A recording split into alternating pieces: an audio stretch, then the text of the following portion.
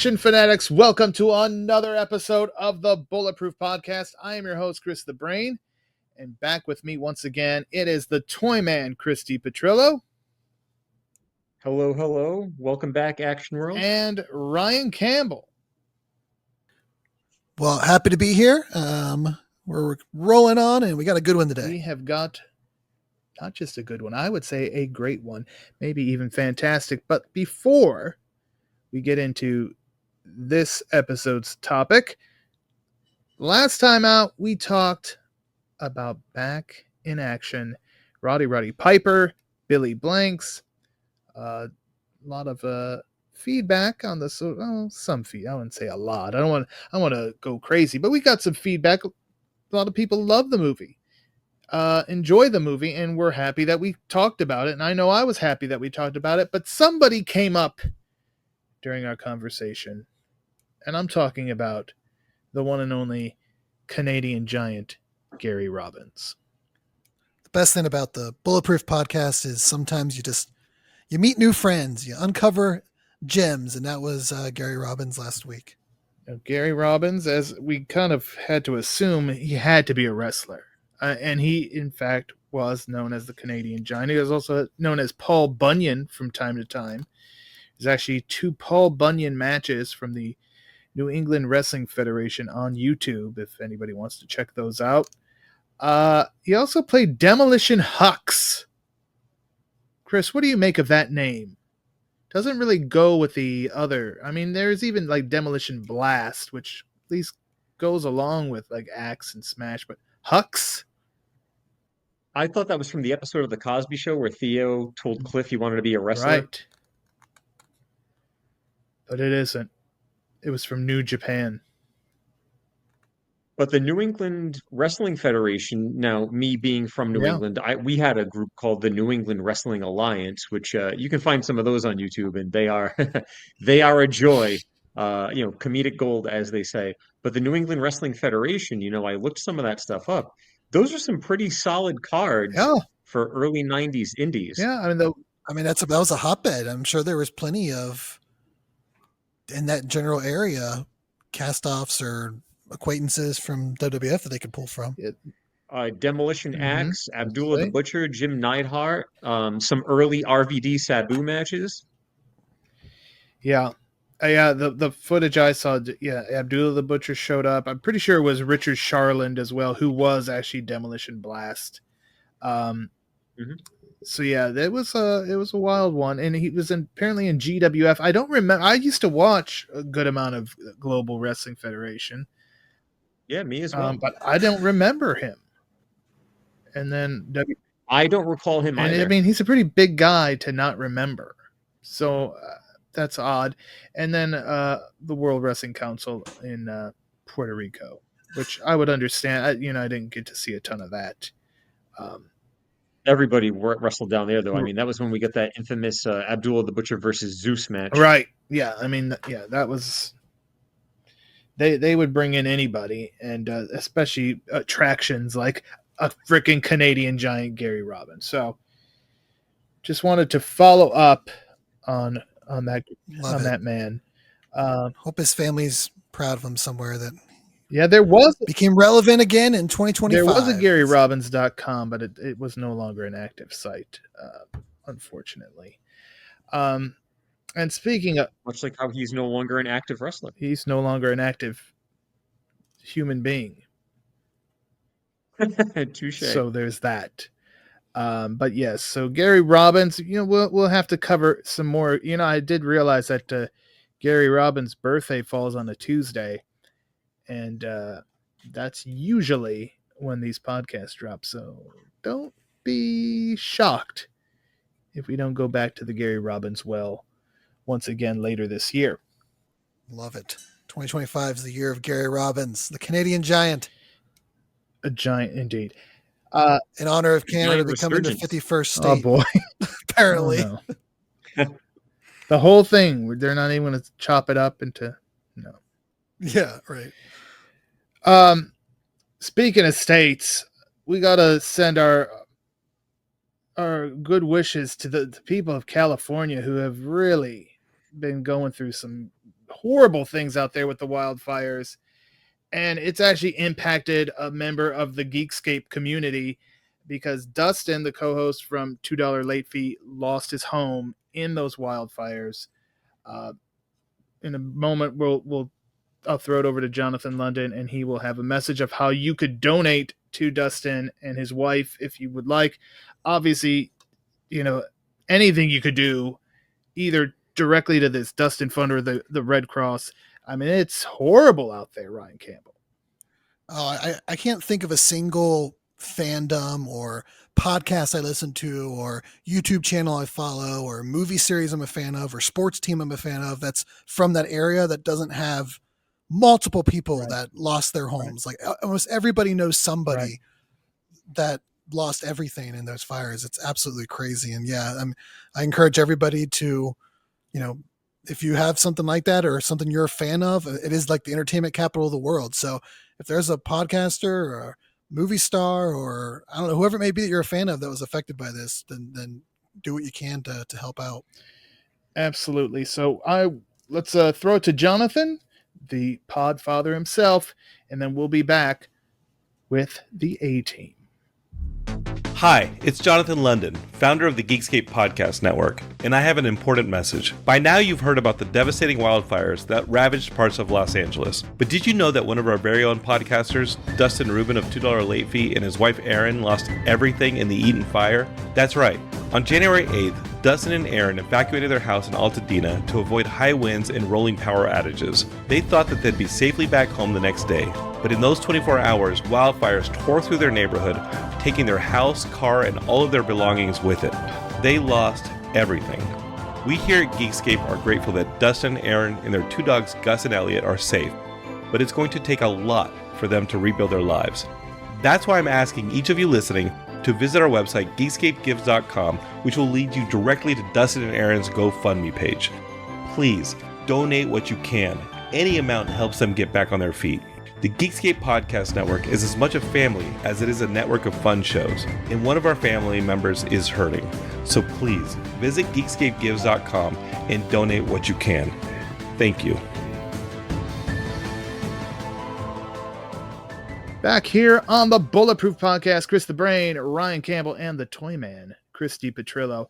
And we are talking about the A-Team. Now, in the past, Chris, we covered the first episode, the pilot episode, the two-parter of the actual series. But now, it took them a long-ass time, but on June 11th, 2010, we finally got ourselves the A-Team major motion picture.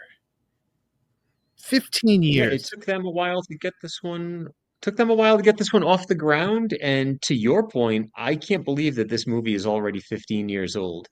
Maybe it's just with the frequency that I watch it that it keeps it fresh in my mind.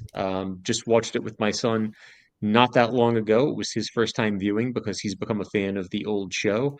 But this was one of those things that as a child, I wanted to see it. As an adult, I wanted to see it.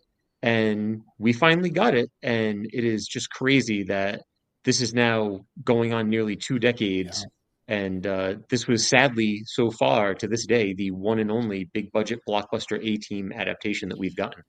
And I'm sure we'll get into the discussions later on about why that was and missed opportunities. But it is crazy that 15 years and the movie holds up. Like when you watch it, it could have came out last year and it would have looked as good as anything that comes out. Right. So growing up as a kid, if you watch something from 15 years before then, it was clearly evident that it was 15 years old. So kind of crazy at how far we've come and how evergreen some of these movies can be. We've kind of maxed out how real something can look that, something 15 years old can still look so good. And Chris, I'm pretty sure you had mentioned you went to see this one in the theater. Mm-hmm. Yeah, I was there opening weekend. I know Ryan Campbell saw it in the theater. Yeah, we saw it together. That's right. That's why I damn well know. I was gonna say. Damn well know we saw it in the theater. And yeah, I think it was that Friday that it came out. 2010, was that when we were unemployed? We were down here? Yes. Yeah, the summer of fun. You better believe it. Oh, just supermarket Let's go to sweep the and we're movies. A-team and going to movies. Iron Chef. We weren't supermarket Oh, sweeping tons of yet Iron then. Chef. That's what it was. It Yeah. was Iron Chef Tons of back Iron then. Chef. And AWA on ESPN Classics. My God, I wish. And What a time to be Gary alive. Robbins wasn't on those shows. But yeah, let's get into it. The movie released June 11th, 2010. So yes, it will celebrate a 15-year anniversary this summer. And it begins somewhere in Mexico. And we get some fantastic introductions to all of the characters, all 4 of the members of the A-Team, that is. And the first one up, who else but Hannibal. And we see this man tied to a chair, getting beaten, being interrogated by the federales. And it's like, okay, they're done with him. Just shoot him. Just shoot him. Get over it. But use his own gun. So they go to use the gun, but there's no firing pin. And they think, like, what an idiot. How does this guy not have... It's all right. We've got some freaking rabid dogs that will just eat him to death. So they bring in the dogs. They leave. And before they go, what a foolish line they say to this man, Ryan Campbell. Next time, plan ahead. Oh, little do they know. They just teed him up. And that firing pin, Hannibal had it all along, and he uses it to pick that handcuff lock. Next thing you know, he's into the shadows. The dogs go after him.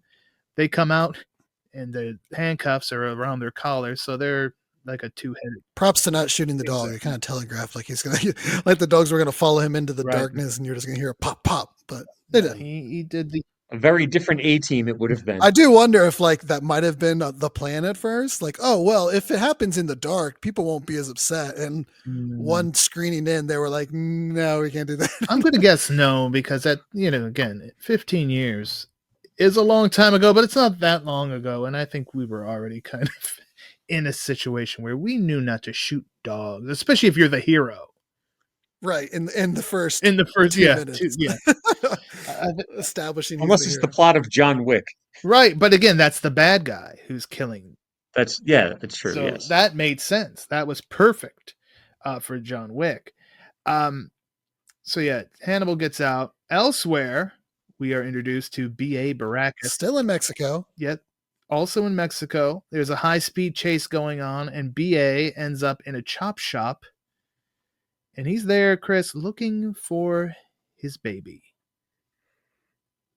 And not, for those who might be uninitiated to the A-Team, we don't mean an actual baby, but he's looking for his van, the classic A-Team van, the black van with the red stripe going across the side. That did carry over from the television show, as did BA's undying love for his automobile.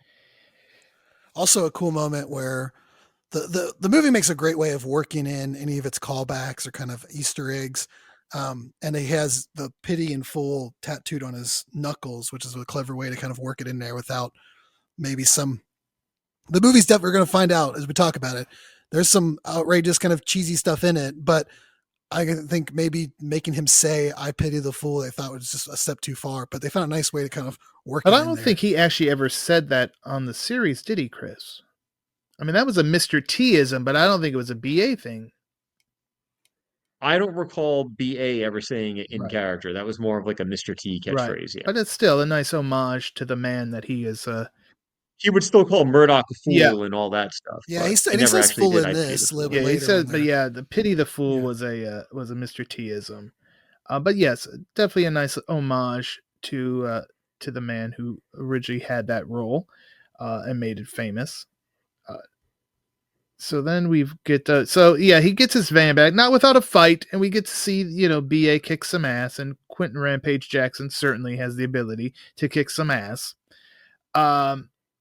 Which now we get to meet Mr. Bradley Cooper, who plays Templeton Peck, a.k.a. Face, a.k.a. the Face Man, and he's in some hot water with the head federale, General Tuco, because, not surprisingly, Ryan Campbell, Face slept with Tuco's wife. Yeah, I can't tell if it's his greatest weakness or one of his greatest strengths, because it never really comes back to bite him entirely in the ass. But yeah, he likes to mix business with pleasure, you may say. Indeed, you could say that. And the guys who were interrogating Hannibal then show up like, we took care of that guy. The dogs ate him. and they have a stack of money that they got off of them, so they're thinking everything's great. Meanwhile, let's cut to Hannibal. He sees this car just racing, and he somehow, I don't know how he got down there so fast, but he's down there in the road, and it's BA. And so here are these two people who never met each other before, but they're about to get very well acquainted because, Chris, Hannibal basically carjacks BA. Yeah, so one way that we kick off this movie is kind of like an A-team origin story. So we're not starting it with them just on any old random mission. We're getting introduced to the characters as they're getting introduced to themselves, with the exception of Hannibal and Face, who apparently have a pre-existing relationship. And yeah, we get a moment of tension where Liam Neeson as Hannibal is trying to carjack, pulls out his gun and actually gives BA a grazing bullet wound to prove his point. And then, yeah, when he goes to check out that wound, that's where he notices the Ranger tattoo. And suddenly it's like these guys have become best friends. Hey, that's the brotherhood, man. And we do learn too that BA has heard of Hannibal. Like he's renowned person, so he says like, of course I've heard of you. So that helps probably build that a little bit. They looks up to him. It's not a completely stranger thing, but you mentioned it, Chris, that this is a origin story within an origin story, which is kind of nice. I love the way you could almost say there's two origin stories within this greater origin story that we're going to get to later. But yeah, definitely a cool moment. And you like to see how much that bond, and we see that again here in a few minutes when they get Face, just how that camaraderie of being Army Rangers plays into the movie so well. And yeah, Hannibal, he does not believe in coincidence. There's a plan in everything. And right now there's another Ranger that needs their help.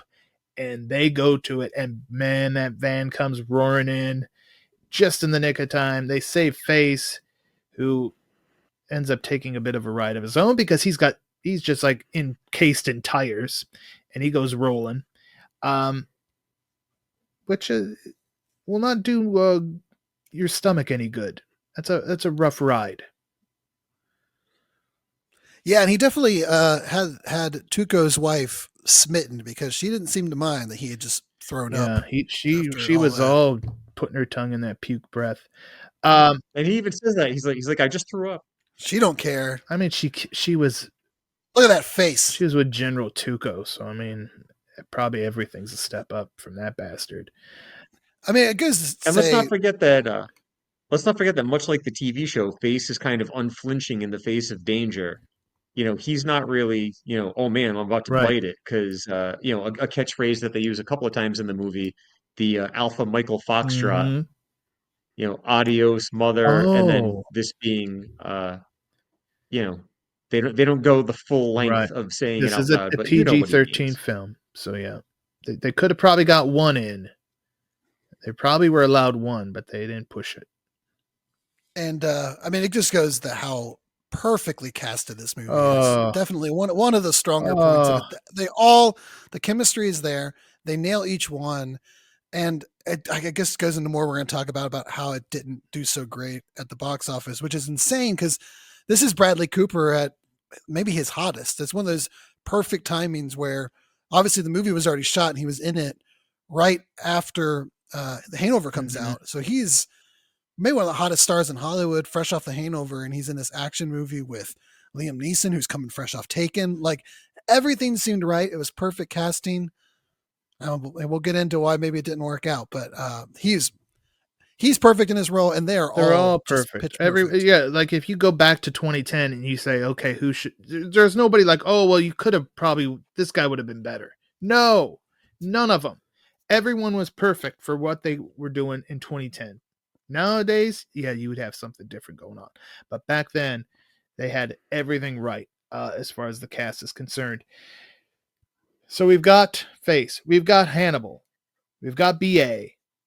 There's one man we need, and they need to get the hell out of Mexico. So they go to an army hospital, and that is where we get the fourth member of this team. And that is where we're introduced, Chris, to Murdoch.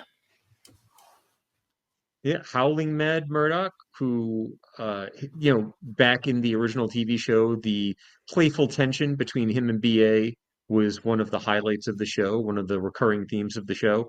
And we get that right off the bat when BA thinks he's getting patched up by a doctor, but the doctor is really the patient posing as the doctor, and BA gets a nice little stitched lightning bolt on his arm for his troubles. And then Face gets his arm lit on fire because he smells of gasoline, and Murdoch is a madman. Hannibal talks to Murdoch. He kind of just wants to look him in the eye and make sure this guy is who he needs. And he's like, yep, this is our guy. The perfect kind of crazy. Like, just the kind that Hannibal can mold and fit into his plans. So up to the rooftop where they have the helicopter for the hospital, and they get in. Murdoch knocks the HVAC unit on the top, and this is perfect because it explains why we don't have BA's van anymore in the movie. It gets crushed by this giant ass HVAC unit. It also does a great job of kind of not really tension, but just the kind of playful tension between BA and Murdoch, and yeah, obviously we'll see his fear of flying, like the way all of that kind of continues throughout the entire movie and never stops. It all kind of starts right here. Murdoch definitely on BA's shit list right then and there, and it's only going to get worse because now we have a helicopter chase as General Tuco has his helicopter, and it's obviously this was a military chopper, so they've got guns, they've got freaking heat-seeking missiles, which Murdoch is able to outsmart, and that is where BA, for whatever reason, they did not close the door. Obviously they were in a hurry, and BA nearly falls to his death, and that's the end of BA in flying. So we get the origin of BA's fear of flying, which because why would an airborne ranger be scared of flying, Chris? Why? I would say a near-death experience would pretty much seal that deal.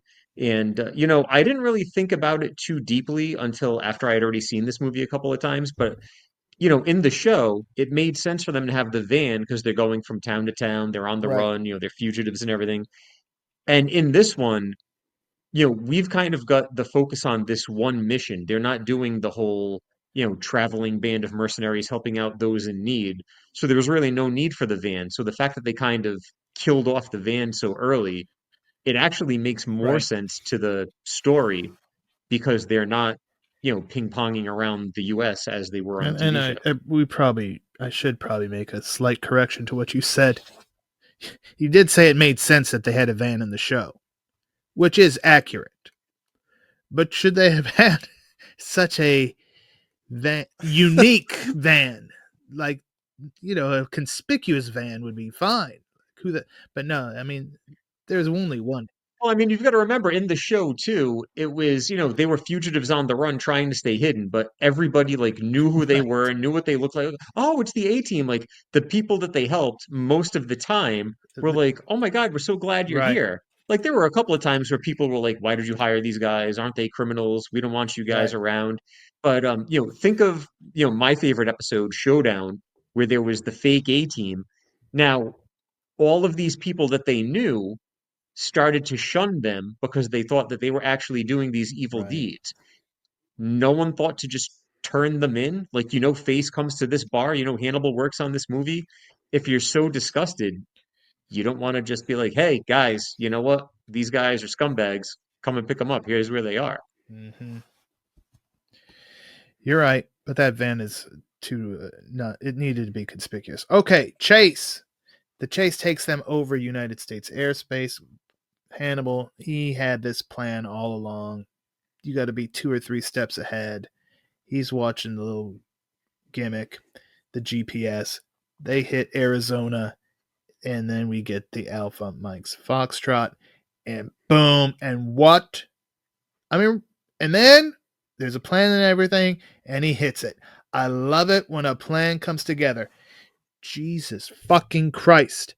You could not make a better intro. I mean, I had chills watching it, and I've seen this thing a million times. Yeah, when you think about cold opens I can't think of a movie that does so much with the time it you've established each character what their kind of pros and cons are, what their strengths and weaknesses are, how they complete each other, and then delivered on like fan service and of course the iconic line delivered with gusto from Liam Neeson. And yeah, it's you're hard pressed to find a better start to a movie. Unbelievable.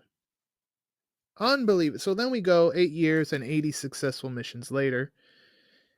And and this is the second origin story. So yeah, now we know that this is kind of on the show what would have been their Vietnam time. Obviously, we've updated it. We're now in Iraq, and we're actually just days away from starting to withdraw the troops from Iraq.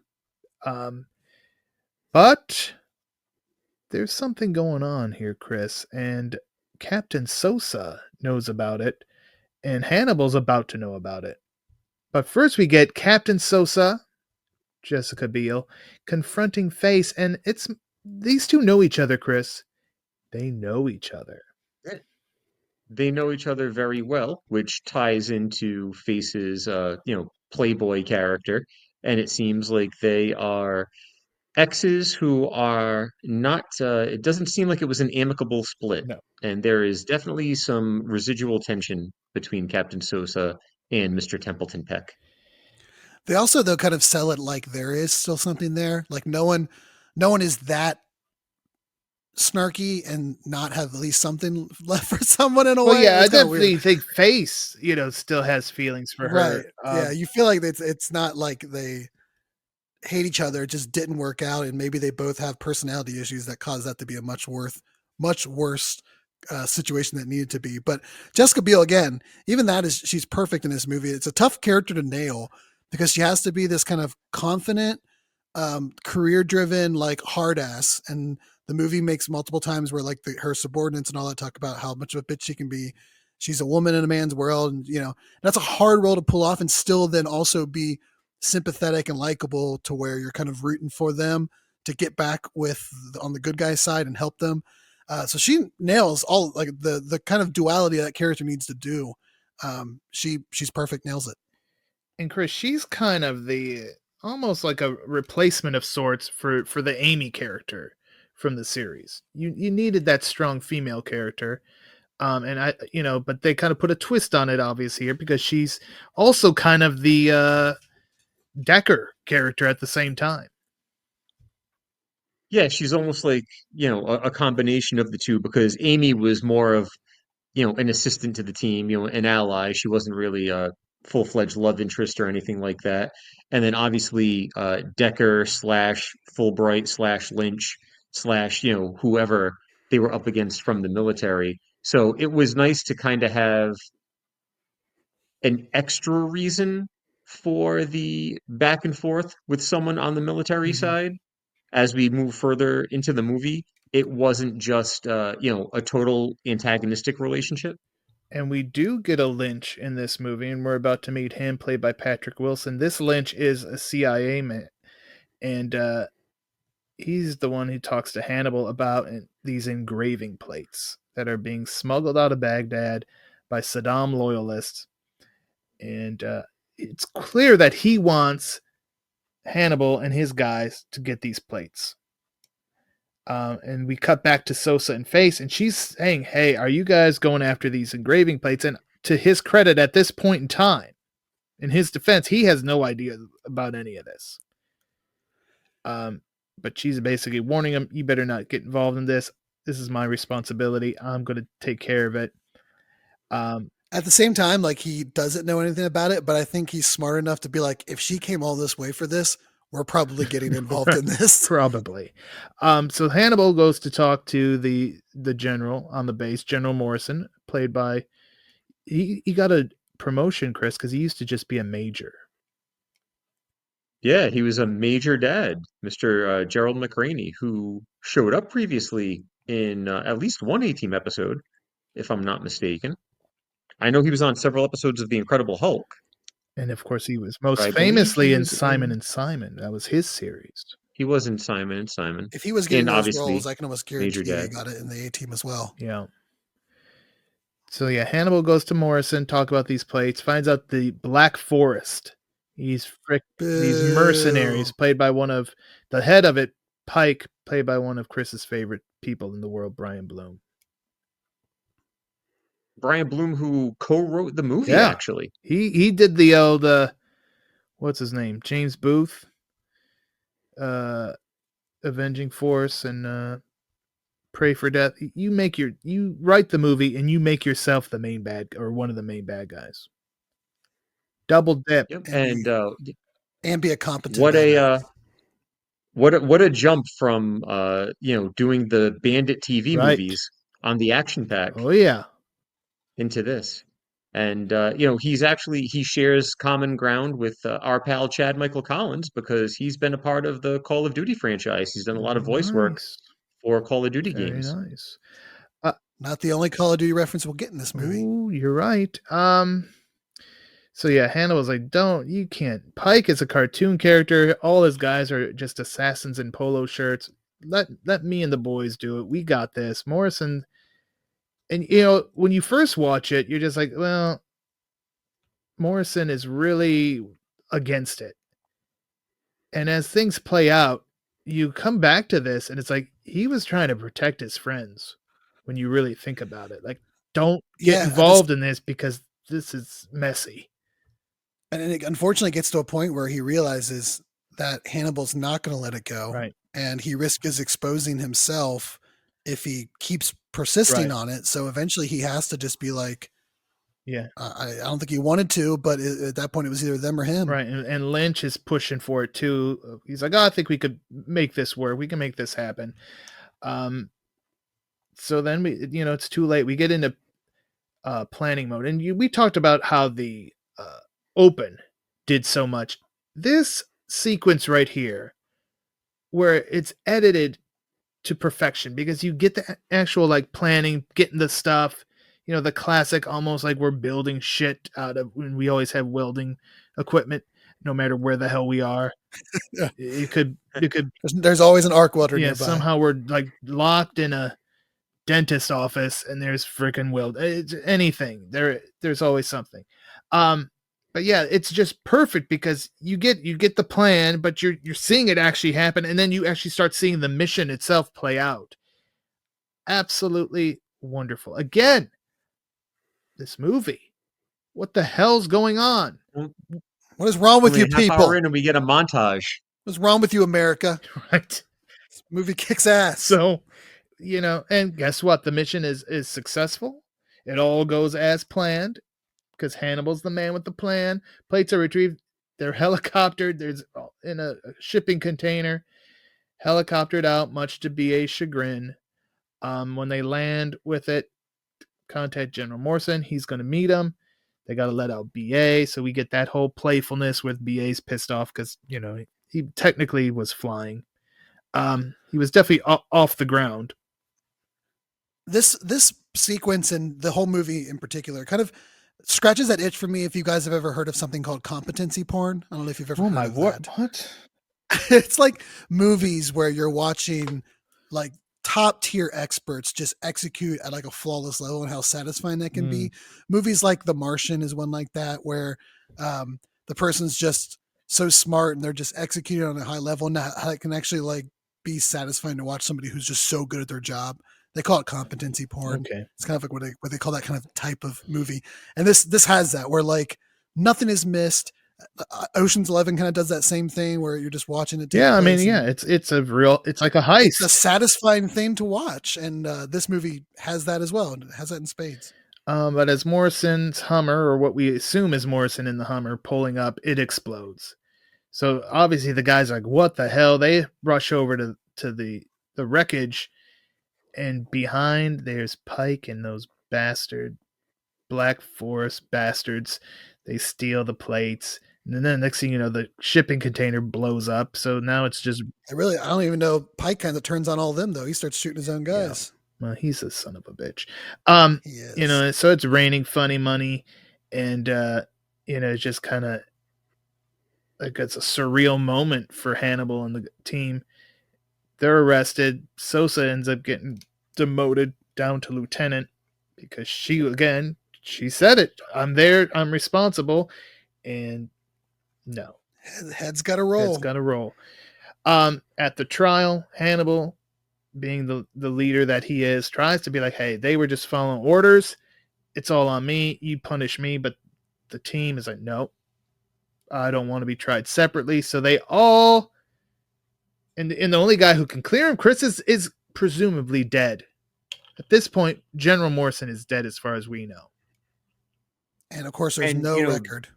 Right. That was a nice nod to the series, the final season of the A-Team. Yep. When in the premiere episode, was a 3-parter, I believe, 2 or 3-parter. But when they were on trial and they used some of that footage in the redone opening theme for season 5. But that I really liked because it wasn't such a we've been blackmailed, we got to go on the run, guys, and clear our name. Like, they actually pulled from throughout the show's history and took something and put it in the middle of this and still made it work. Yes. Because remember, like, when we first, when the show started, they were already on the run. They were already in the midst of their adventures and stuff. So to kind of lift the whole trial sequence from the, I guess most overlooked season or most forgotten season is kind of cool to see. And this also kind of culminates in the second origin story, where we've got the first one about how they come together, the second of how they get burned and become have to kind of go on the run. And now we go into the third origin story, which is of the actual, mercenary group that they will eventually become, we all know and love. Right. And so, all of them dishonorably discharged. They're all going to be sent to separate maximum security facilities. And the movie then jumps 6 months ahead. And Hannibal's in his prison, and he gets a visit from none other than Lynch, who uses a scrambler gimmick so the security cameras can't pick up what they're doing. They talk about Pike, they talk about the plates, they talk about this mysterious Arab. And I will say this. When I first saw this movie, spoiler alert, everybody, if you haven't seen this movie, and if you haven't seen this movie, I'm going to have some words. I'm going to have some words for you by the end of this. But the mysterious Arab, at the time, first seeing it, I never even thought that it was going to be General Morrison. But now you look at it, it's like, oh yeah, that's freaking Gerald McRaney. Yeah. And this is one of my favorite little moments in the movie, that it knows its characters so well that it never misses an opportunity to just give them a little bit more reinforcement. And one of my favorite ones here is when Lynch comes in and gives him the photo, and it's all kind of like digitized or whatever. And Hannibal whips out like a perfectly crystal clear version. Even in prison, he is one step ahead and has even better intel than the CIA guy, and just never miss an opportunity to kind of just reinforce how this guy is, even in prison, is ahead of the game. Yeah. Yeah. Yeah, and he has that great line about, give me a minute, I'll do, give me 6 months, I'm unstoppable. I'm unstoppable. It's perfect. So Hannibal does have a plan to get out, but he's going to need Lynch's help. He can't do everything. He's good, but he's going to need a little assist.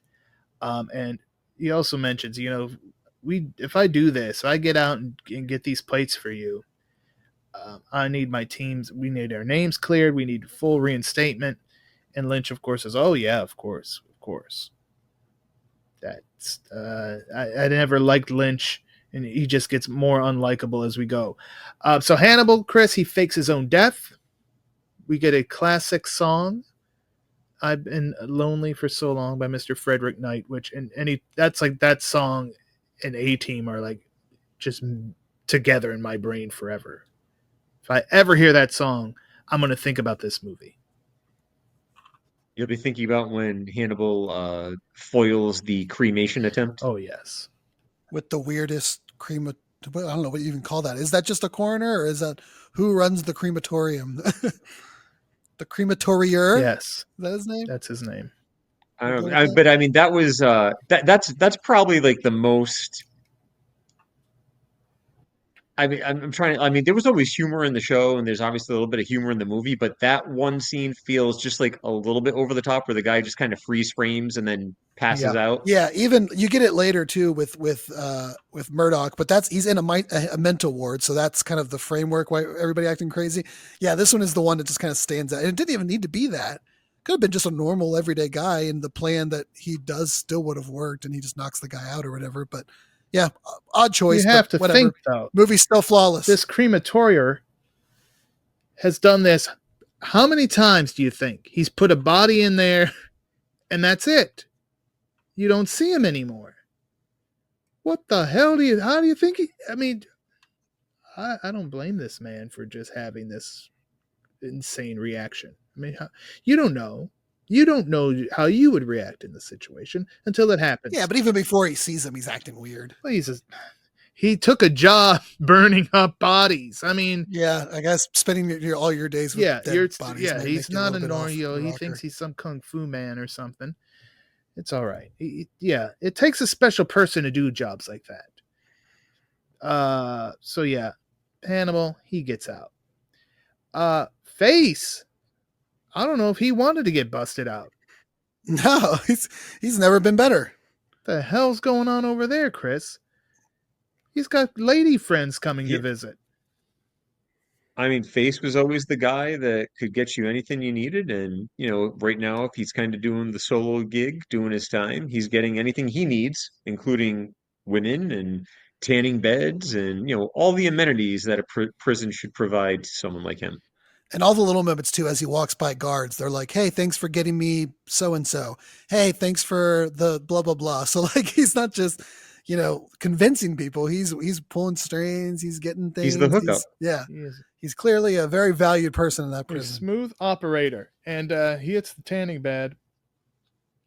And next thing you know, he's abducted. And it's by Hannibal. And well, now let's not forget that there is an extended cut of the film. Yes. And in the extended cut, there is, I would call it more than just an Easter egg, but he talks to a fellow prisoner, and it was a nice passing of the torch moment because Mr. Dirk Benedict, famous for playing the original Face on the television show. Oh, well, not the original Face. Okay, the most famous Face. Right.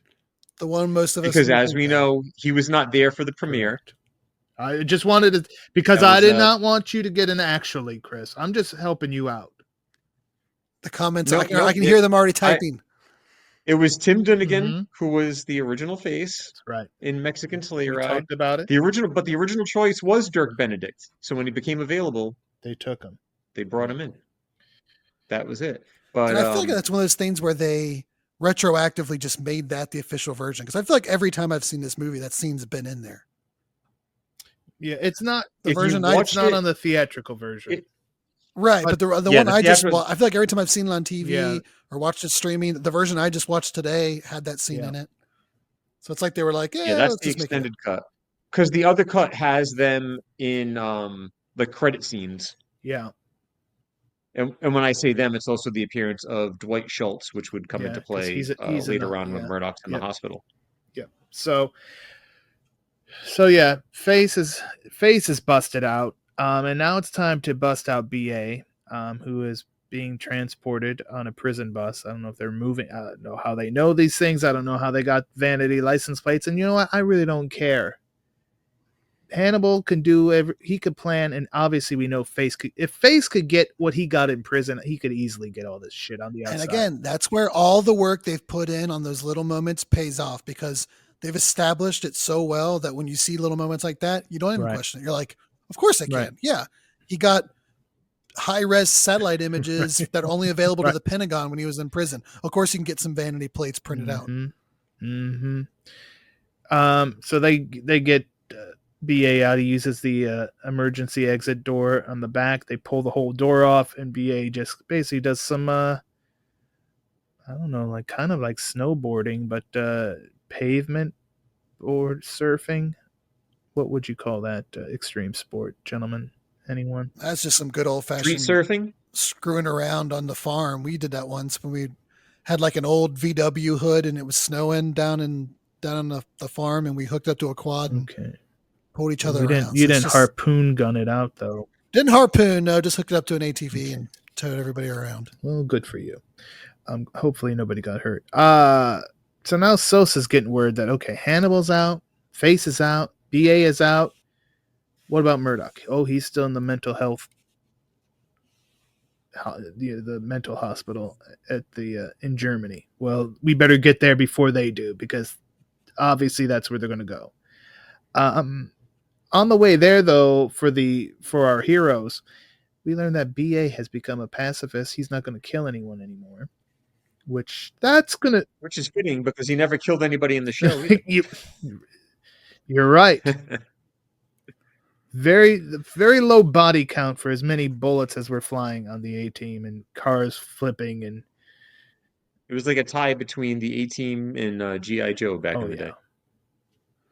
Yeah, kind of curious why they felt they needed this subplot in there. I don't know if they just felt like they needed something for Rampage Jackson to do a little more acting or something. Because it's not like Murdoch doesn't get this kind of subplot that's tied just specifically to him. Right. Like, it's not like we're trying to find a way for everybody to have their own kind of unique arc. Mm-hmm. So I don't know. It's not terrible. It doesn't bring the movie down. It just seems kind of like tacked on, but it does give a satisfying conclusion here later on down the road. It probably was more, yeah. So we go to Murdoch. He's in the hospital. He gets a package from Annabelle Smith, and it's a 3D movie with the glasses and everything. They thought of everything, Annabelle. So it's going to be movie time at the hospital. Movie. Yeah, they love it. 3D movie called The Greater Escape. Yes, right. And what a theme song that movie had. I know. Hannibal had some good access and some good production value when he put that together. So Sosa shows up by the seashore, which anyway. I was going to say that 5 times fast. She shows up, and she's like, they're looking around, and then she's like, wow, these guys are just fixated on this freaking movie. So she grabs a pair of the glasses and looks, and boy, do we get some of the best 3D of all time. Because just as it's coming closer to the screen, boom, they come crashing through the freaking wall. And we have got, and again, 2010, right at the peak of like this, Avatar coming out. Oh shit! The 3D movie, kind of all that, trying to make that a thing. Selling 3D TVs to put in your home with the rechargeable glasses and all that kind of stuff. So this movie was freaking on it, man. What happened? I don't know, but what I do know what happened is the A-Team is now reunited, Chris. Yeah, we also get the first kind of stare down with Sosa. Yeah, what is he? Face is like, "Hey, Carissa, love you, honey." Like he says, like something kind of smarmy to her or whatever that kind of gets her goat. Indeed, and they head to the tarmac because they need to get out of there. But Sosa and her team is right behind, and they nearly collide with one another because at first you're like, okay, well, it's almost like they're playing chicken, and then she realizes like, yeah, we're not going to win this game, so back the fuck up, basically. And as they're taking off in this plane, they almost run right into Sosa. But once airborne, we've got some more things that are very common in today's world, Ryan Campbell. Drones. That's right. Yeah. Right on the cusp of military drone usage as well. One of the funnier moments here, too, is with Murdoch, where he's flying the plane and he tells him that turbulence has never brought down an airplane. And then the drones show up and he's like, those are Predator drones. They bring planes down all the time. I always like that moment. And indeed, they almost do. Well, they definitely do, because they take a wing out. And so that plane does not have much longer to go. But it wasn't just any plane. This is a big-ass like cargo plane. It's an AC-130. An AC-130, folks. I hope you look that up and it's not an AC-129, because you'll get an actually too, you son of a bitch. Anyway, an AC-130. The plane had a tank in the back, Chris. A tank. Yeah, this was like what are those like old play sets like when you were a kid, like certain toys you could fit like one smaller vehicle Mhm. inside the other one and deploy it. And let's just say that it would come in very handy that that tank was inside that plane. Planes with lifeboats. They deploy the tank, and they're inside. That's how they get up, because that plane was not long for the world. Um, and the tank has parachutes, so they're just drifting down. But they still got these freaking drones on them. So Face pops up out of the thing, gets behind the gun, and just starts shooting away. Very reminded me a bit of the Last Crusade. Yes, good Ah, callback. When touche, yeah. Professor Henry Jones Sr. just gets behind the gun, and it doesn't work out too well. But it didn't work out too well for these, because he takes out one of the drones, but they also lose one of the chutes. So now, instead of like going the proper way down, they're like going head first, down, down, down. And here's another part where the humor comes in, because Hannibal decides, well, how can we slow down our descent? Let's fire the friggin' cannon. And they're watching this all on the ground. And what are they doing? Are they trying to shoot down the drones? No, they're trying to fly the tank. Iconic. One of my favorite scenes in a movie. I love that entire scene. And that was a scene that Zach really enjoyed too when he watched it. Just between the absurdity of it all and still like it was absurd yet Yeah. cool. It was the perfect balance of both. I loved that whole sequence. I I, remember seeing that in the theater and people were Oh like yeah, that's getting, the reaction. I think that got the biggest pop of the night. Mhm. and I feel like on the internet, like afterwards, this kind of became like the joke meme of the movie. And in reality, like I don't think it's as far fetched as what it seems like. Like I don't know if that would happen if really falling down on a parachute, but like in your layman brain, you're like, yeah, if the parachute's there and it's not slowing down enough, firing something down and Right. might slow the descent down enough where a tank could survive. And of course, they do put parachutes on them because they drop them out of the plane to send like everything. If you start following it through, isn't completely that far fetched, but when you of course watch it all together, yeah, it seems completely absurd. But that's kind of what the A-Team is like. It's true to the show. They did a lot of weird off the cuff things like that. And they're headed towards a lake. And like that scene in itself is amusing enough. But then they're like, oh, wait, let's put some icing on this cake, because you got a fisherman in this very lake, and he's throwing dynamite in.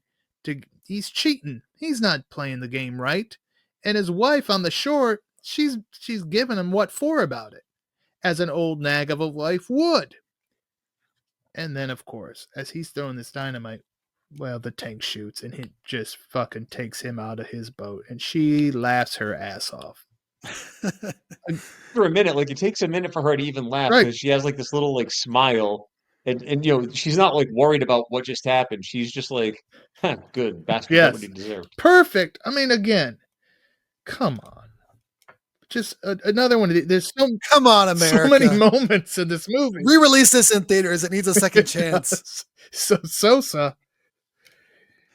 You gave Morbius 2 chances. Come on. Shit. Sosa gets confirmed. She got some gimmicks that she now has this undigitized footage that it was Lynch who visited Hannibal in prison. They've been working on Dun, dun, dun. descrambling that security footage for some time, but they got it now. And so she's like, I got to call this bastard up. And she talks all badass. And that's fine. She's doing what she's supposed to do. But the problem is now she is on Lynch's radar. And that's not good. And there was a great line there which lets you know that Lynch is up to no good. She's like, I'm calling for Agent Lynch. I'm sorry, I didn't get a first name. He's like, that's because I didn't give one. Mhm. So we only know him as Lynch, which plays into something towards the climax of the film. Right. It's one of the things that the movie also does well. I don't know shit about the military. All I know about it is what I've played in Call of Duty. But like the movie like establishes that kind of dick measuring contest and the untrustness of the CIA to the DOD to the military to the independent merc groups, and they all just kind of like there's a hierarchy and how there's always politics to the point where you're like, yeah, they can't trust those CIA people. You really can't, though. So now they found out that all the plates are going to be in the same place at the same time for the first time since basically they were taken away. I don't know why they were, whatever. It doesn't matter. The place is Frankfurt, Germany, which is good because they are in Germany and, they can get there relatively quickly. And that's where Hannibal's like, we better loop in. We got to loop Sosa in because she's a crusader. We're going to need her.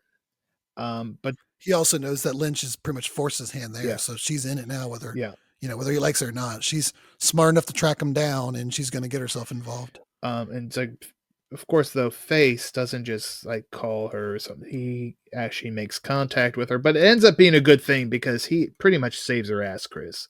She may have been out of this situation. Yeah, because Pike and his guys, basically acting now as assassins, trying to take out the A-Team and anyone who gets in there. Yeah, Pike, the mysterious Arab, they're all in Frankfurt, and Hannibal, of course, has a plan, and it works out. They come crashing through this glass skyscraper in downtown Frankfurt. And again, more competency porn.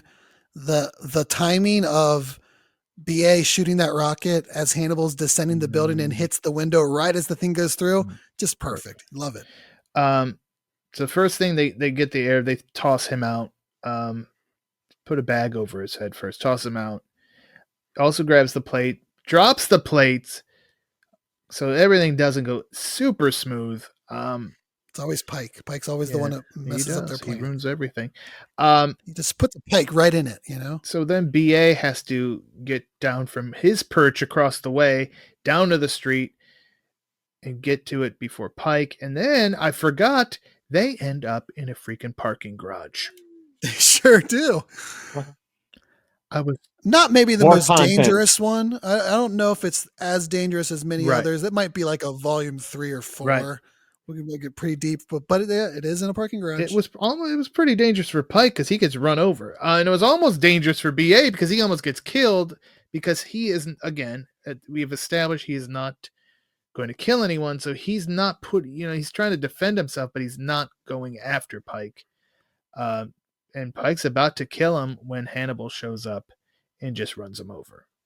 BA says that too. He's like, "Man, he was going to kill me. I couldn't do nothing." It's like, thank you.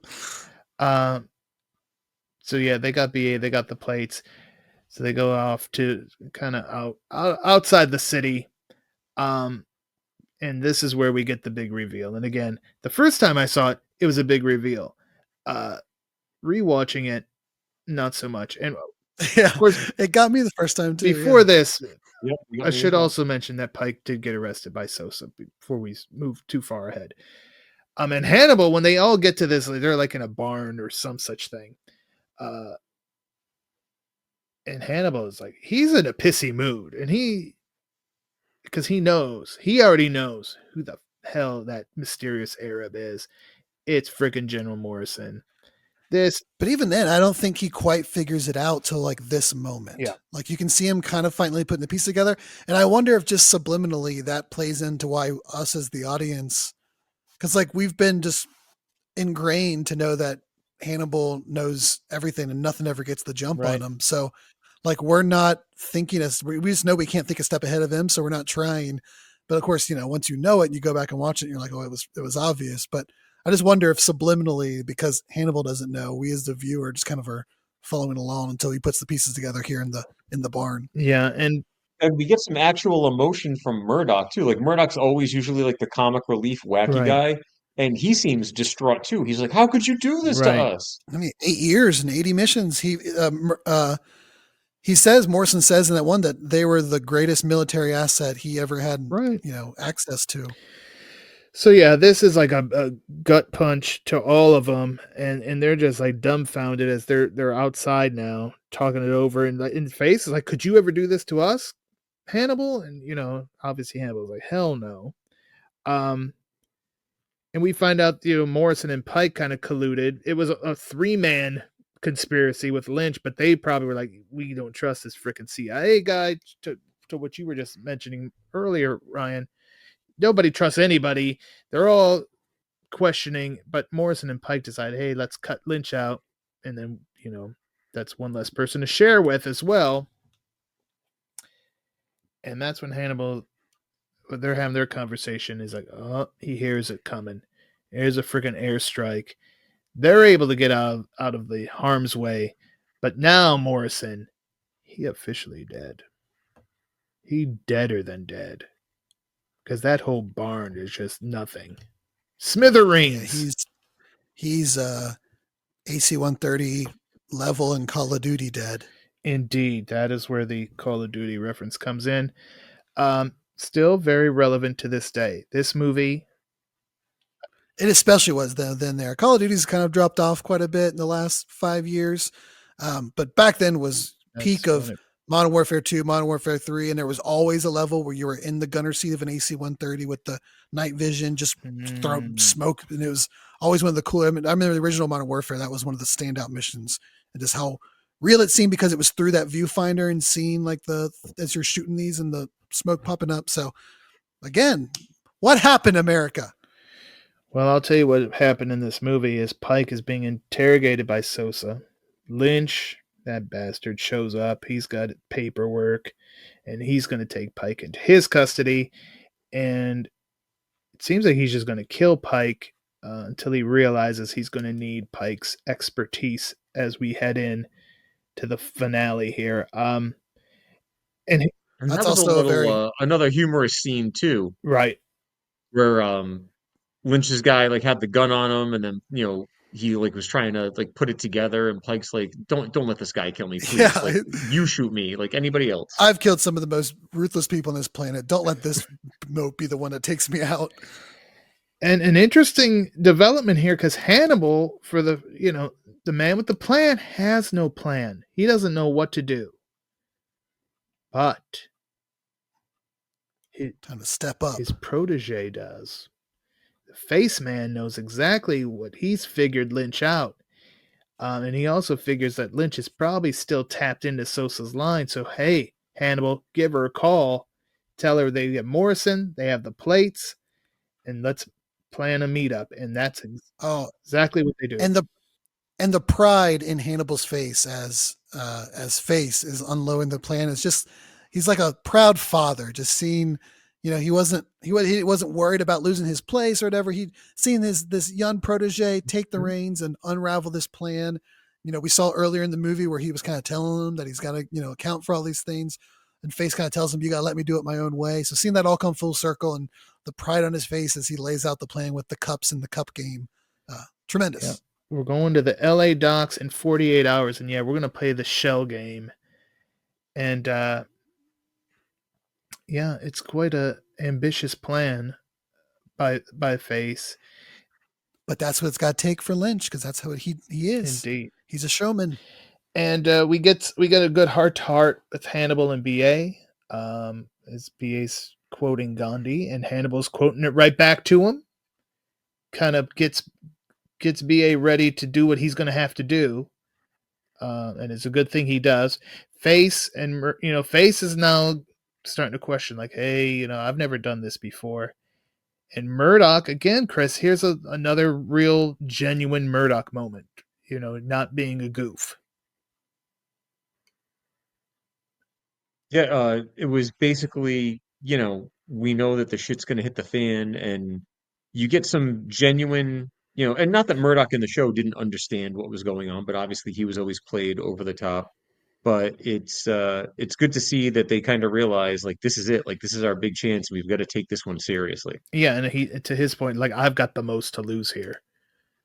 Which is another nice little moment that you don't really fully realize till, a few minutes from now when we see the plan unfold, what he means by that. Right. So everything, and the plan begins. Everything goes as planned. There's a razzle-dazzle involved. There's, and Pike's guys are completely useless. Or Lynch's guys are completely useless, and that's where Pike gets frustrated and just freaking kills them. He calls them paintball boys. Yeah. That's pretty good. Grabs a freaking rocket launcher and shoots it at the boat where all this is going on. Oh, my. He even drops the line, "This is what I think of your best laid Yeah, plans." and the game changer line as well. Pike then goes after. He's going to take out Faceman. He's done with it, and this is where BA and his motorcycle come to the rescue, and we get the reveal that the Mohawk is back. And we also get a nice dun dun dun. Oh yeah, right as he pulls After off the he hat. body slams Pike to body death, slams him to death. Unbelievable. He breaking his spikes, back on he the shipping spikes container. Pike. Nice. And now all that's left, we got to get Lynch. And there's like the record Lynch. They're screwing with his mind. He gets into this container. There's Morrison, or who he believes is Morrison, with the bag over his head, and he's doing his lame ass martial arts. He's no good, Chris. He did not train with the one and only Dale Jacoby. He did not. No, he probably trained with Blake Bonner from Black Belt too. Well, he sucks. And when he goes to shoot Morrison in the head, and they have a recording of Morrison, so that adds to the illusion. But really, it was Murdoch wearing a freaking Kevlar mask, basically a helmet. Ryan Campbell. They like melted down a bunch of Kevlar, and not just that. Uh-huh. And maybe we should go to Chris for this. He's the toy expert. Oh. But in their shipping container tanker of all the stuff they're just going through, they find like these dolls with voice boxes, and they manage to take it out and rewire it and solder things and probably do some welding as well for some reason. And they make the recording play out of the speech box for this doll, and that's what's taped to the face. And when you hit it, it plays that bit. So gotta love it. I don't know how hard that would be. I'll defer to our toy expert in the room about if that's even possible, but they figured out a way. I mean, see, over at Figures Toy Company, we've got the talking referee and the talking ring announcer, and my boss's son, who has the My Face on a Figure website, there was the opportunity to do a talking wrestling figure where all we had to do was get people to send us the clips that they wanted, and we could add them to the voice box, and that would be that, because my son has one. So there are much easier processes, but for the sake of the A team, you know what? They got to make shit look cool, and that's what they did here. They certainly did. So yeah, Lynch shoots Morrison in the head. They had ketchup packets to help that effect as well. It was almost, that part was kind of a little season 5. What was it? What was the ketchup packet laced the new guy? Kevlar What's the helmet? new guy's name? Hannibal's movie. Frankie Dishpan Santana. There you go, Frankie. That was a little bit like, that's where he would have come in if he was in this movie. Like, that's some of that movie, The special effects guy. movie magic. So yeah, so a little kind of almost like a nod to him. But yeah, then the container goes up, and outside now you have all the authorities. Sosa's out there, all the authorities are there, and there's Lynch just out. Nowhere to go now. Ryan Campbell, he's exposed. That's right. The cup is lifted and all the balls are there, and he got Sosa there and the military and police, and the gig is up, and Lynch gets taken into custody. And we get a cameo from, again, someone else at the time who was extremely relevant.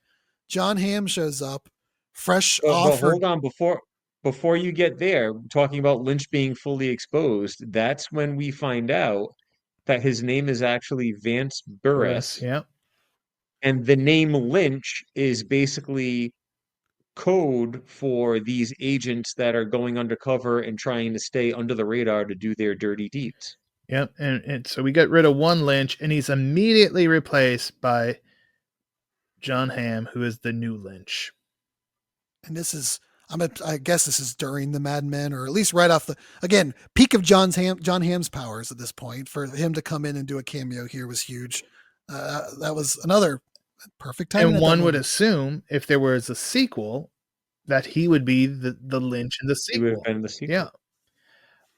So the A-team is arrested because they did indeed break out of prison, which is illegal, even though they were in prison wrongfully to begin with. That does not give you the right to break out. This country. So before they're thrown in the back of the van, or Sosa She has a little kissy face time with Face. And then we cut to the inside. The guys are in there, handcuffed. Here they go again, burned again, going to be thrown in jail again. This is bullshit.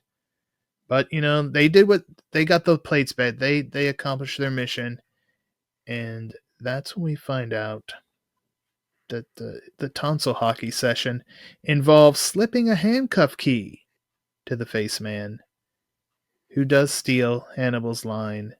I love it when a plan comes together. Boom, shakalaka. Boom. We get the classic narration. And now this is basically where, we could have gone off into any number of adventures just like the show, Chris. Don't hurt my heart. Just like this is. You've gone to Anytown, USA, helped a family in need, could have helped a business that was being extorted, could have been back in military action, could have helped an old friend from the military. Any of the numerous adventures we saw on the show. The van could have would come made back. An excellent plot for part 2. Yeah, the van could have came back. But no. What could have been? But no. Why? Yeah. Why did it fall? It had everything. They said it didn't make enough money. It made what, like 170 million, I mean, but it cost 100 to make. Yeah, it really. I know it bombed kind of at the box office, but why? Everything was there. It had name actors that were all relevant and popular at the time. They were in big movies. It had the action. And now, kind of relevant to stuff that's going on currently in the television and movie scene. The movie that beat it out on opening weekend was The Karate Kid. Yeah.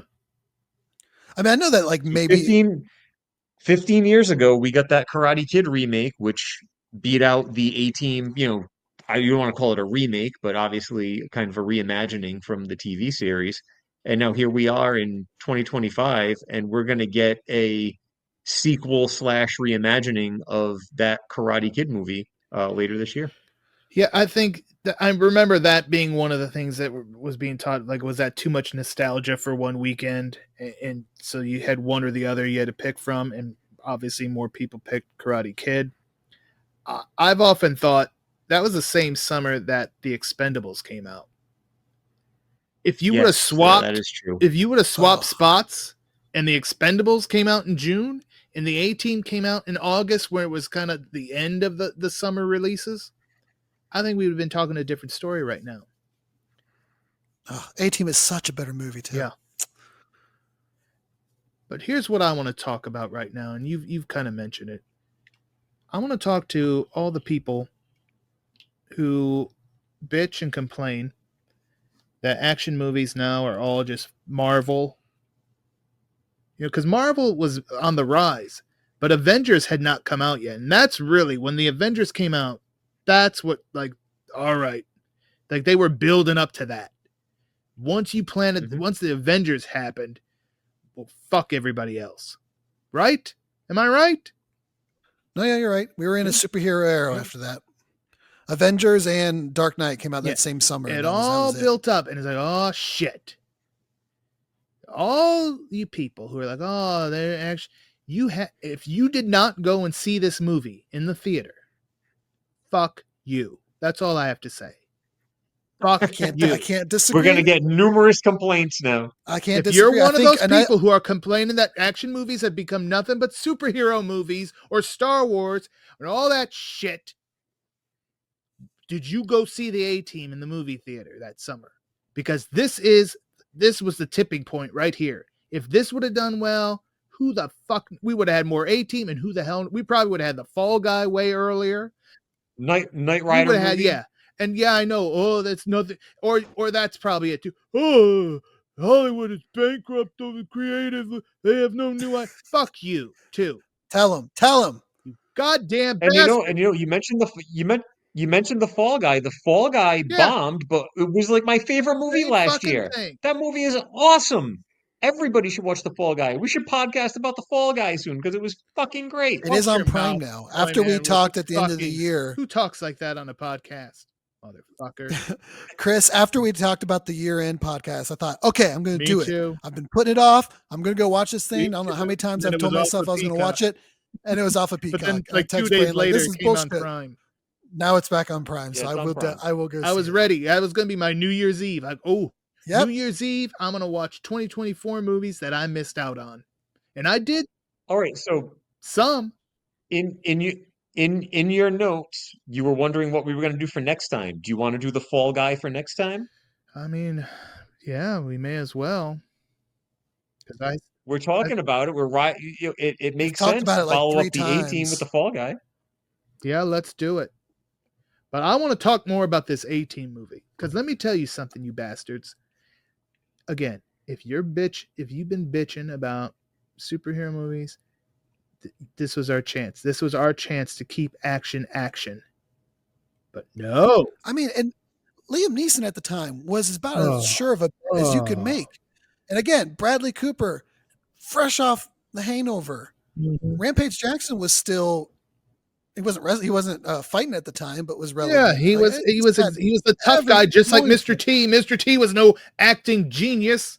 Right. He was the perfect parallel for that time of what Mr. T was.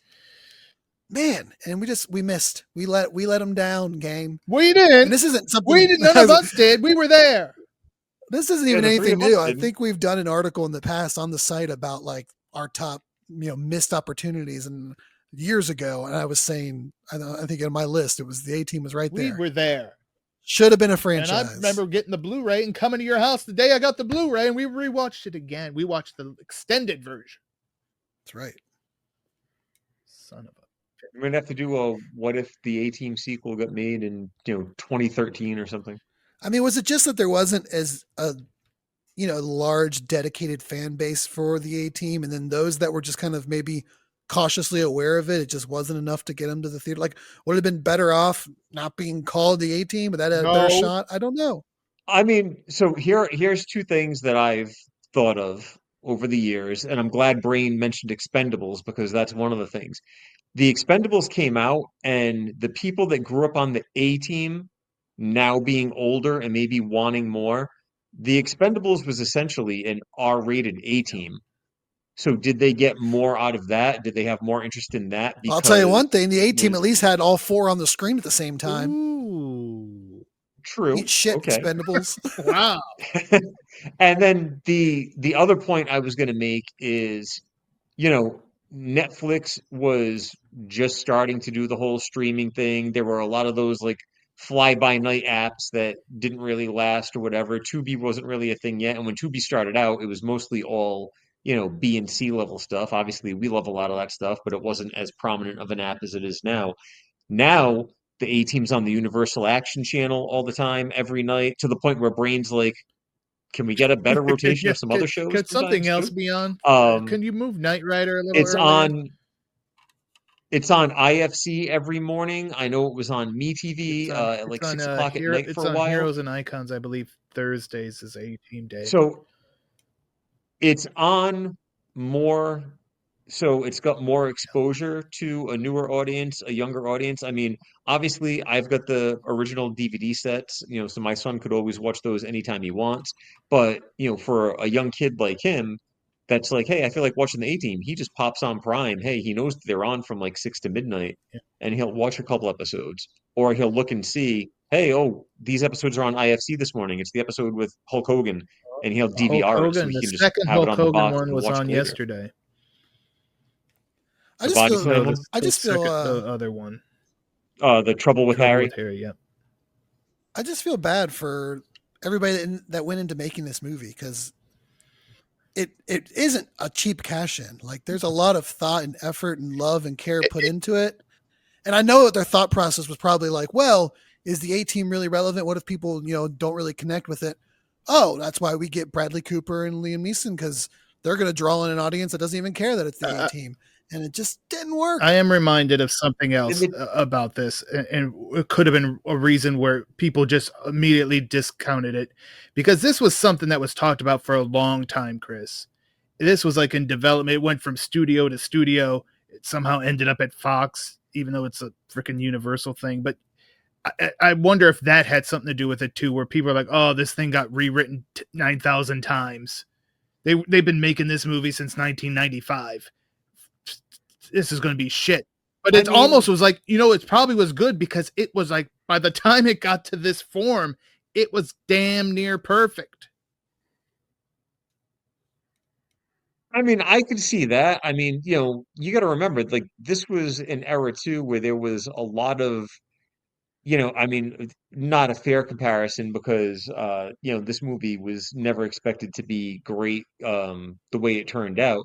But look at the Three Stooges movie from what, a year later, 2 years later? That was originally supposed to be done with like Sean Penn and Benicio del Toro, and then they cut that one out, and then Mel Gibson was going to direct that one because he'd done the TV movie or whatever.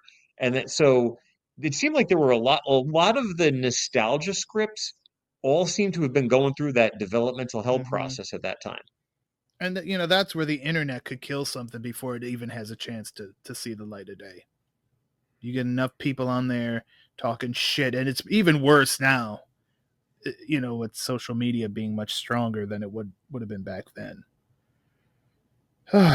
I mean, there were some television scripts that ended up not getting made. I don't know if you remember. There was supposed to be a Dallas movie, and it was going to have like John Travolta, Jennifer Lopez, and whatever minimal work on it happened, it got kiboshed pretty quickly.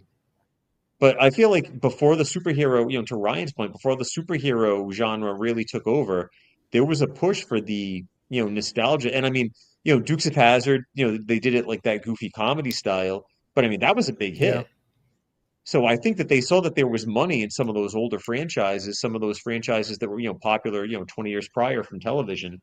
And this one, I mean, this was a perfect adaptation. Yeah. And I feel like there's plenty of times where we all have movies that we love and we try to campaign for and push people that they missed out. And more times than not, there are some caveats. You have to be like, but I get it's a little corny here, or I get that the effects are bad, or I get that the writing is bad, or, you kind of have to cover up or give somebody a preemptive, warning about why something's going to be bad. This movie has none of those things. This is maybe one of the more perfect movies that you don't have to explain away anything. Just sit down and watch the movie and you're going to love it. And it just sucks. One of the bigger what ifs in movie history, I would say. Yeah. What if? Now I'm depressed. I am too. I'm very depressed. I'm going to go watch the A-Team again just to get back I might do on the Jazz. Oh, I love being on the Jazz. All right. Well, there it is. Our talk, our discussion about. What did you think of A-Team, fans and listeners? Let us know. Yeah, let us know. And you could do so. Are we crazy? What are we missing? You can let us know on what are social your ideas? Media, because you can talk to us on Twitter/X at Bulletproof Pod. We're also on Blue Sky at Bulletproof Pod and at Bulletproof Action on Facebook, Instagram, and Threads. And of course, bulletproofaction.com. You can put in the comments if you feel the need. You can put it right in the comments of this post for the podcast. Let us know what you think about the A-Team and why it didn't do well. Or I genuinely want to know. Yeah, I want to know. Maybe you think it sucked. I can't figure it out. Maybe you think it sucked. And I don't know if I want to hear that, but it's a free country. You can say what you want. Now, for good A-Team news, Toyman is going to reveal that he is making a brand new set of A-Team action figures, right? Oh, let's not mislead the audience. Like I said, it. my dreams, your dreams, all the dreams we have, putting them out in the universe, making the pitch is totally different from the factory actually making them. Could it happen? Would it happen? Will it happen? I don't know. But these ideas do get brought up. We do have our meetings, we do have our brainstorming sessions. Like I've mentioned before, right now we're kind of doing, I don't want to say generic, but the supplemental figures for the wrestling world, and we're going to have some other ones that we're working on coming out. We've done some horror items in the past. We're going to be working on some horror themed figures. More to come on those in the future. But right now, this is kind of the slow time of year because Chinese New Year is coming up. So don't I know it? There probably won't be anything. Yeah, there probably won't be anything big coming out until springtime. So in the meantime, check out figurestoycompany.com for all of your current figure needs from the world of wrestling, DC Comics, the Three Stooges, Kiss, and so much more. Are we gonna get like generic camp counselors? Is that what you're teasing us with? And was that in the Friday the 13th pack? with like big Very, boobs. very close, very close. But one of the ideas, much like how we've done the arena staff, ring announcers, commentators for the world of wrestling, with NECA and so many of these companies making the horror icons like Jason and Freddy Right. and stuff, we will be doing a line of fully articulated horror victim figures. Yeah, that's what I need. No, I don't need it, but that'd be good. I like that. We need some like babysitters. For your dioramas? We need some. Yep. We need like the old coot in town who's like, oh, there's a death curse. Yeah, we need all these people. All right, well there you go. No one listens to you, crazy old Yeah, man. you're gonna. Yeah, that's right. Yeah. There you go. Figures. So I'm excited. Or the old lady As that you sits in a rocking chair that's seen everything but doesn't speak. Mm. Which is appropriate because she's an action figure. Because if she talked, that would actually be pretty creepy. You have talking figures, so we've been through this. We've established this. This is true. God, Thank you for picking up on that. See, I listen usually. Well, if you want to listen to us next time, apparently we're going to be talking about the Fall Guy. I didn't have anything for sure, but now we do. We're going to talk the Fall Guy. It's on Prime. Check it Prime, out and then yeah. come to the podcast and see if Yep. it is as Yes. rightfully misjudged as the A-Team was. Yeah. Or if Toyman is on drugs. Or give us some other films that you feel were criminally I love the underrated Fall and we'll Guy. check I them out. mentioned it. I mentioned it in my review earlier this year, doing it for No Surrender Cinema. mean I've last mentioned it on year? social media. Last year, sorry. Get it. All right. Well, it was within the past 12 months. It was within the year. But yes, 2024. We were there. My son and I were there opening night, and we both loved it. And I've mentioned before, he's only 9 years old. He's seen the bare minimum of the original TV show. He knew it was Yeah. based on an old TV show that Dad loved, but as far as the movie, it blew him away. He really, really enjoyed Fall it. Guys So on it was a Heroes great and father-son Icons. bonding I saw experience. I think some of the Fall Guys on Prime now as well. At least maybe the first two seasons. I'll have to check that yeah. out. Yeah, that's another one that's on. That one actually may be the Thursday Heroes and Icon show. I think A-Team is Wednesday. Yeah. For those of you who watch Diginets over the air, if you're old like me, you might do so. Maybe you don't. All right, so yeah, next time right here on the Bulletproof Podcast, we are going to talk the Fall Guy. Any other things you guys want to say before we close this one out? The review for the season finale of Skeleton Crew is on the site. right. It was fantastic. I don't know what will happen with the season 2. They seem to be very selective about multiple seasons for those shows, but it was really enjoyable. So check that out. We got Captain America coming up in a few weeks. There was some other Love series. Hurts is coming out next month. I think I'm going to go check that one out. Yeah, there was I feel like I was looking at it. Maybe it's just because the titles don't make it very clear, but I started seeing what's the Jason Statham one that YouTube keeps Working recommending? Man. Yeah, That comes out Working at the end of Man. March. Working Man. Yeah. Yeah, there's some good stuff coming down the pike, and we're always finding old stuff to watch as Not well. the Pike that we talked about earlier. Not that Pike. He's a bastard. That's And right. also we should note, Chris, because as this drops a little bit later in the day, you will have your review of the brand new Sniper movie. That's right. Sniper: The Last Stand, featuring our good pal Chad Michael Collins. I will have a new No Surrender Cinema up, taking a look at the 11th entry in the long-running Sniper franchise, going on 32 years now. Unbelievable. Chris, to hijack the podcast for a minute for Comic Talk, what'd you think about that Daredevil trailer? As I lose my voice. I loved it. I actually mentioned to Brain that I will cover it. I don't know if I'm going to do it weekly or just as a summary of the season, but I am greatly looking forward to that. Yeah, I immediately sent that to Ryan Campbell just so he didn't get his hopes up that he was covering it. It's all good. Um, That's like your guy, isn't it? Daredevil, one of your favorites? He is. Yes, I do love me some Daredevil. Well, that's coming up. Yeah, lots of stuff coming up, folks. So bulletproofaction.com, and keep listening here too. Thank you so much. Thank you, gentlemen. Thank you, listeners. And as always, stay tuned for more of the Bulletproof Podcast.